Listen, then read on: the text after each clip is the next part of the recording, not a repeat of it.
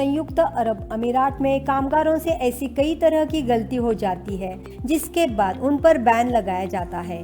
कामगारों की ऐसी लिस्ट भी होती है जिसमें शामिल लोगों को लेबर बैन का सामना नहीं करना पड़ता है। अगर कामगार परीक्षण अवधि में है और यूएई छोड़ने का फैसला किया है और अपने नियोक्ता को सूचित नहीं करते हैं तो श्रम कानून के मुताबिक इस कामगार पर 1 साल के लिए एम्प्लॉयमेंट बैन लगाया जाता है।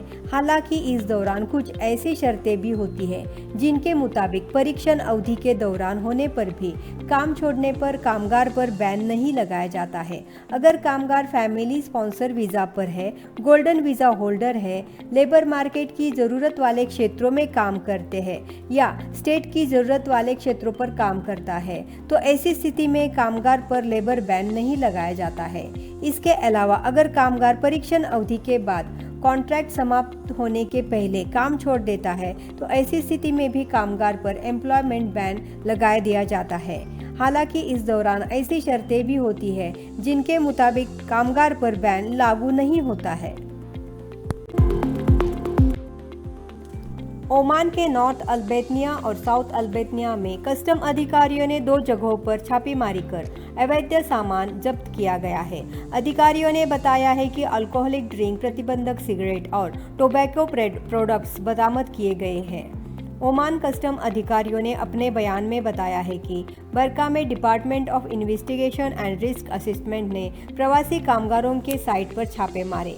आरोपियों के पास से भारी मात्रा में अल्कोहलिक ड्रिंक, प्रतिबंधक सिगरेट और टोबैको प्रोडक्ट बरामद किए।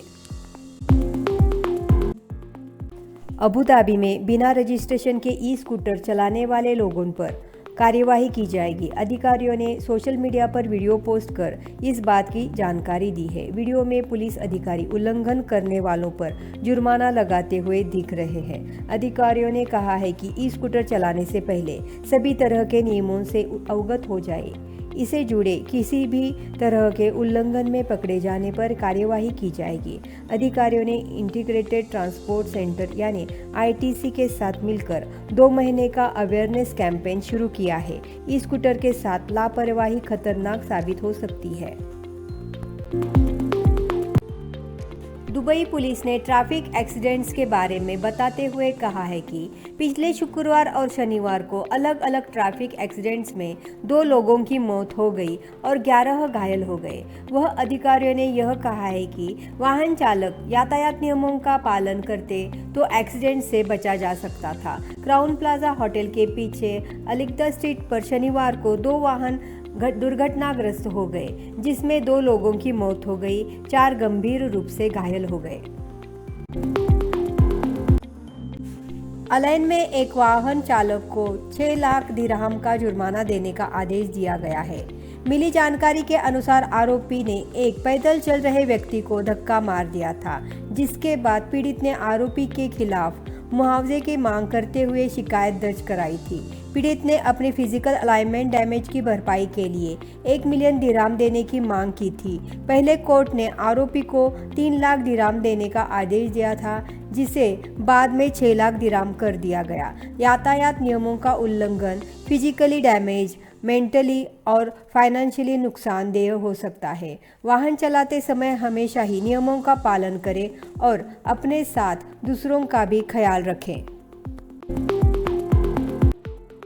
यूएई में भारतीय दूतावास ने प्रवासियों को ठगने के लिए इस्तेमाल किए जा रहे एक फर्जी सोशल मीडिया हैंडल और ईमेल आईडी के बारे में प्रवासियों को चेतावनी दी है। मिशन ने कहा है कि कुछ व्यक्ति इनोसेंट भारतीय नागरिकों को ठगने के लिए @embassy_help ट्विटर अकाउंट और ind_mea.gov@protonmail.com का जीमेल का उपयोग कर रहे हैं। अपराधी यूएई से भारत आने वाले प्रवासियों की यात्रा की व्यवस्था के लिए मैसेज भेजकर धोखाधड़ी करते हैं। भारतीय एम्बेसी ने सभी भारतीय नागरिकों को सूचित करते हुए कहा है कि भारतीय दूतावास अबू धाबी का ट्विटर हैंडल @embassy_help और email ID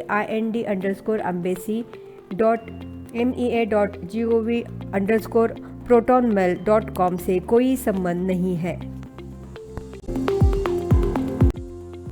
air India express ने अपने ट्विटर के माध्यम से यह जानकारी देते हुए बताया है कि भारत से बहरीन के लिए उड़ानों के संचालन की व्यवस्था उपलब्ध है। 30 अक्टूबर 2022 से उड़ानों का संचालन शुरू कर दिया जाएगा।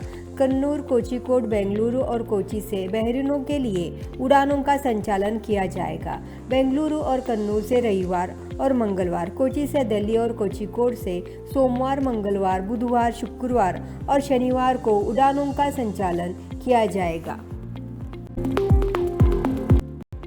यूएई के स्वास्थ्य और रोकथाम मंत्रालय ने मंगलवार को कोरोना के 775 नए केसेस के साथ साथ 656 लोगों की रिकवरी दर्ज की। यूएई में कोरोना के प्रसार को रोकने के लिए अब तक कुल 180.7 मिलियन से अधिक टेस्ट किए जा चुके हैं। पिछले 24 घंटों में यूएई में कोविड-19 के कुल 1,97,168 एडिशनल टेस्ट किए गए, जिसके माध्यम से नए केसेस का पता लगाया गया। 16 अगस्त को यूएई में कोविड-19 के मामलों की कुल संख्या 10,06,318 हो गई, जबकि कुल रिकवर्ड लोगों की संख्या 9,84,798 हो चुकी है। एक्टिव केसेस की बात करें तो यूएई में एक्टिव केसेस की संख्या अब 19,181 तक पहुंच चुकी है।